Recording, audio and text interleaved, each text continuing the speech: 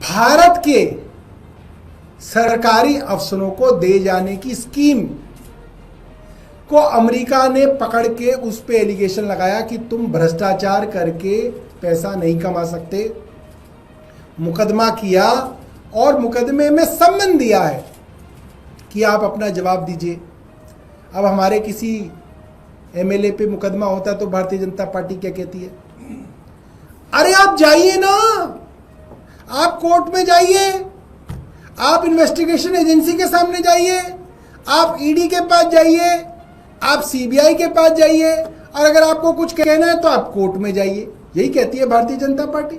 हर प्रवक्ता उनका छोटे से छोटा आदमी यही समझा रहा है।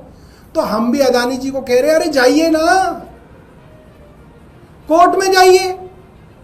इन्वेस्टिगेटिंग एजेंसी आपको बुला रही है, आप अमेरिका जा ही नहीं रहे, आप भाग रहे हैं।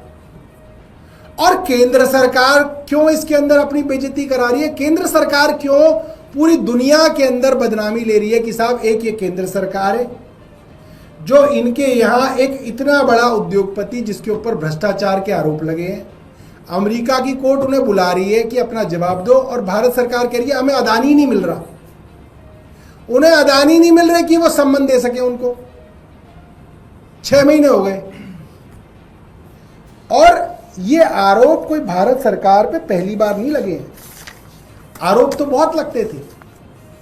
कीनिया में एक पैटर्न है आरोपों का जो लगभग कई वर्षों से भारत के प्रधानमंत्री नरेंद्र मोदी जी के ऊपर लग रहे हैं कि जहां जहां ये विदेशों में जाते हैं, विदेशी यात्राएं करते हैं, या इनसे मिलने कोई विदेश की सरकार का प्रधानमंत्री या राष्ट्रपति आता है, उसके आसपास ही अदानी साहब को उस देश में कुछ बड़ा कॉन्ट्रैक्ट मिलता है। ये लगातार एक पैटर्न सामने आ रहा है और इस पे आरोप लग रहे हैं कि इसके अंदर कुछ गड़बड़ी है। ये इतना साफ नहीं है जितना दिख रहा है, और इसके कई उदाहरण हैं, आप गूगल कर लीजिए। कीनिया में प्रधानमंत्री नरेंद्र मोदी कीनिया के प्रधानमंत्री रूटो से नई दिल्ली में मिले दिसंबर 2023 में, और उसके कुछ दिनों बाद अदानी साहब को 1.85 बिलियन डॉलर की एयरपोर्ट लीज का कॉन्ट्रैक्ट मिल गया। 736 मिलियन डॉलर का पावर ट्रांसमिशन लाइंस का कॉन्ट्रैक्ट मिल गया। कीनिया के अंदर हंगामा हो गया, कीनिया के लोग सड़कों पे प्रोटेस्ट करने के लिए उतर गए। वहां के विसल ब्लोअर सरकार के पीछे लग गए कि इसमें भ्रष्टाचार हुआ, इसमें गड़बड़ी हुई है। कोर्ट को कॉन्ट्रैक्ट सस्पेंड करना पड़ा और दूसरा कॉन्ट्रैक्ट वहां के राष्ट्रपति को सस्पेंड करना पड़ा। कीनिया में 2024 नवंबर में सस्पेंड हो गया। श्रीलंका में प्रधानमंत्री मोदी 2015-2019 में गए, और आरोप लगता है कि इसी कारण अदानी को 442 मिलियन डॉलर का विंड मिल पावर प्रोजेक्ट मिला, जिसके लिए आरोप लगातार लगते रहे। और एक अमरीकी, माफ कीजिएगा, एक श्रीलंका के बड़े अफसर ने अपनी पार्लियामेंट की कमेटी के अंदर ये बयान दिया कि भारत की केंद्र सरकार के दबाव में श्रीलंका सरकार को ये कॉन्ट्रैक्ट अदानी को देना पड़ा। ये आरोप लगे।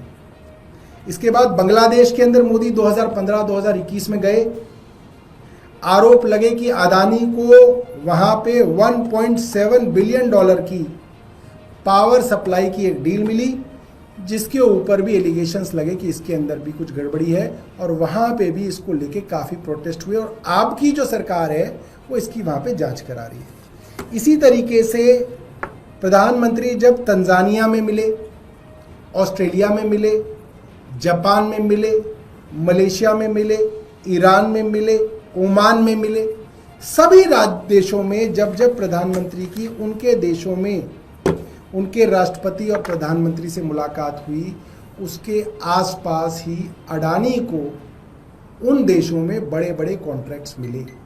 और ये आरोप लगातार लग रहे हैं कि प्रधानमंत्री का उन देशों के प्रधान से मिलना और अडानी को कॉन्ट्रैक्ट मिलना, इसके बीच में कुछ तालमेल है। ये एलिगेशंस लगातार लग रहे हैं। अब तक सिर्फ एलिगेशंस थे, मगर अब जो यूएस डिपार्टमेंट ऑफ जस्टिस और न्यूयॉर्क के ईस्टर्न डिस्ट्रिक्ट के कोर्ट का जो सम्मन है, जो नवंबर में अडानी के नाम पे भेजा गया वो अब तक भारत सरकार ने उसकी सर्विस नहीं की। ये एलिगेशन नहीं है, ये प्रमाण है, ये एविडेंस है कि भारत की केंद्र सरकार सीधे तौर पे अमेरिकी कोर्ट के अंदर जो जुडिशियल प्रोसीडिंग्स हो रही हैं, भ्रष्टाचार के आरोपों को लेकर जो जुडिशियल प्रोसीडिंग हो रही हैं, उसके अंदर भारत की सरकार अडानी को सीधे तौर पे बचा रही है।